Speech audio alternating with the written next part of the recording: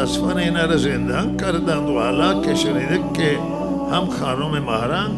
به حبس ابد محکوم شده و تعداد دیگر سیاستمداران مدنی و به هر حال ما خیرخواهانه به مسئولین کشور پاکستان که ما امنیت پاکستان هم میخواهیم و خیرخواه پاکستانیم، همسایه ما هستند، همسایه منافع داریم و کشور ایران و پاکستان، کشور ایران و افغانستان و سایر همسایه ها، و لحاظا ما توصیه میکنیم به مسئولان پاکستان که به هر حال زندان از سر اینها برداشته بشه، اینها را زندان هم نکنید، اینها را آزاد کنید و اینا وارد گفتگو بشید، باب گفتگو را از طریق اینها باز کنید و اینها میتوانند با